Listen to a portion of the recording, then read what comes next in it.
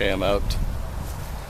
One last training run, I think, in the Florida mountains. Here in the wilds. Actually, the Florida mountain to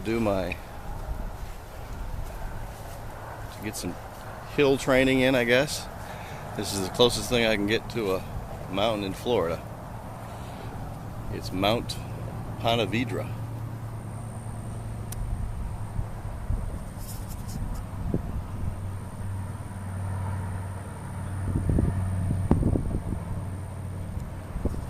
As you can see, I'm not in the woods. This is a bridge over the intercoastal.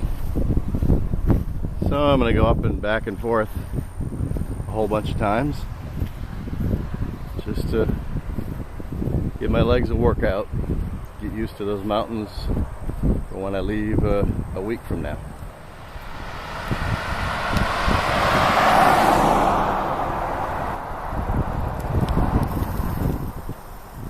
Here's another shot of beautiful Mount Pontevedra.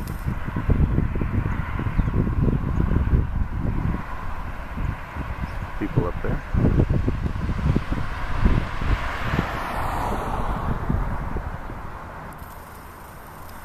Anyway, up and over that a few times.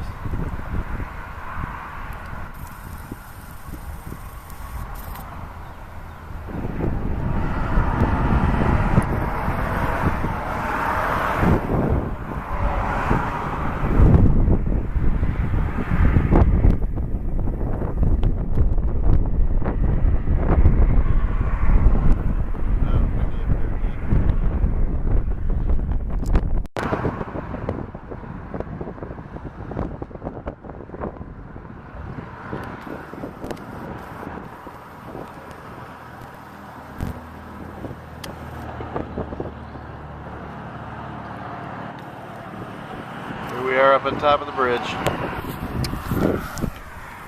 Alright, Mount Pontevedra, not so tough.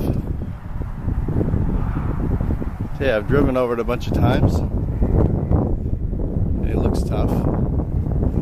But it wasn't that tough. So I've got some weights in my backpack, about 20 pounds. I wound up having to jog over it, jog uphill.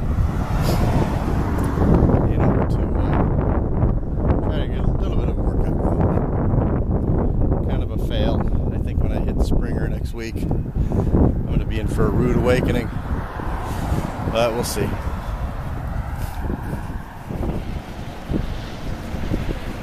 A little more footage of the intercoastal.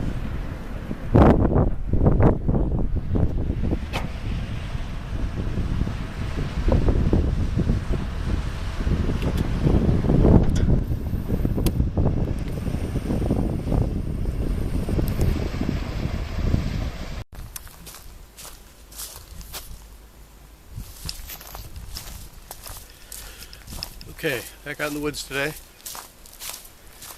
after Mount Pontevedra let me down yesterday, so just doing some hiking around the house or nearby. Anyway, there's a whole lot of great gear videos out there, and trail journals and gear lists and everything, so I learned a whole bunch from all those. So all I'm trying to do is maybe supplement something that are questions that weren't answered anywhere. So a couple things that I tried out that I haven't seen recommended before was one thing was a sit pad. I've got a Thermarest Z-Lite. It's like $15, a little accordion thing. It looks just like the big Z-Lite, I think it's called. It's yellow and silver. But that last hiking video where it was cold out, I noticed a huge difference when I was sitting on that thing versus on the ground. And obviously being from Florida, I don't like the cold very much. So,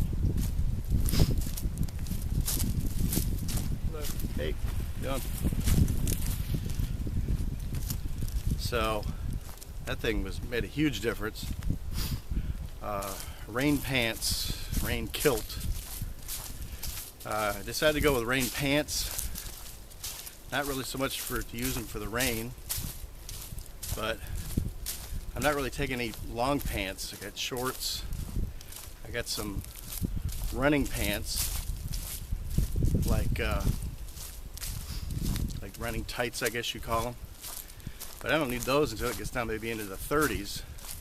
But for around camp at night, when you're not moving, if it's in the 30s or 20s, I got my long underwear, but that's it. So I used some Dry Duck Ultralight 2, the pants from that set, and they worked really good on that last hike. The only problem was when I got home, they had 2 rips in them. So I guess that's what all the duct tape is going to come in handy for, except I figured that's just not durable enough. So on Sierra Trading Post, I found another pair that was 6 ounces as opposed to Dry Ducks are like 4.5 for the pants. Like $17, so I got those, and those are going to be a lot more, hopefully a lot more durable than the Dry Ducks were.